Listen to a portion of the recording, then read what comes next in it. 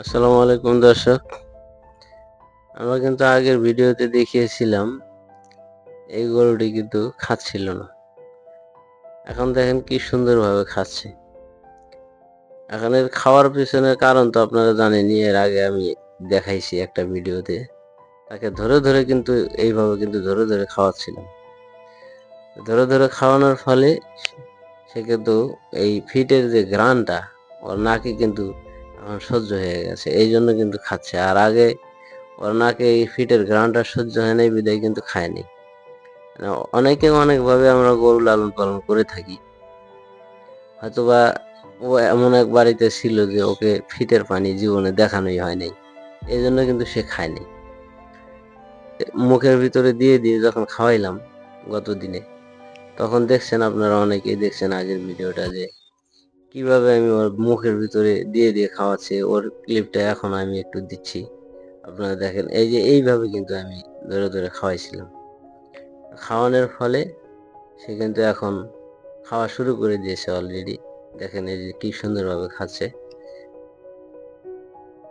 এই যে একদম চেটে পুটে বল কিন্তু শেষ করে দিয়েছে। তো এইভাবে কিন্তু ধরে ধরে খাওয়াইলে অনেক সময় দেখা যায় কি খায়।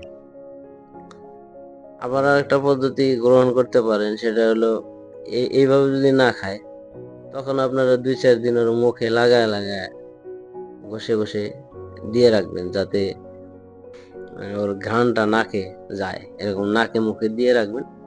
ঘ্রাণটা নাকে গেলে দেখা যাবে কি যে 2-1 দিনের ভিতরে সে খাওয়া শুরু করে দিবে। বা রোদে বেঁধে রাখতে পারেন, রোদে বেঁধে রেখে ওর পাশে ওই ফিটের পানিগুলা দিয়ে রাখবেন।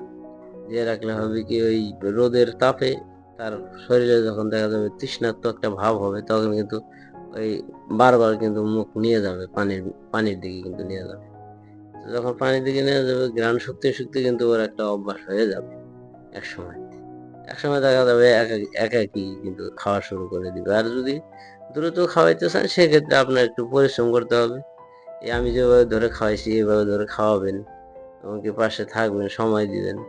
বা 2-একটা রুচিবর্ধক যে ট্যাবলেট গুলো আছে এগুলা খাওয়াবেন।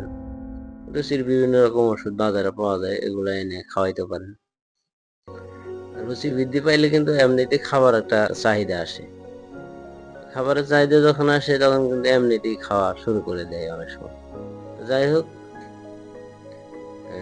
আজকে আর দীর্ঘায়িত করবো না, দেখা হবে পরের ভিডিওতে।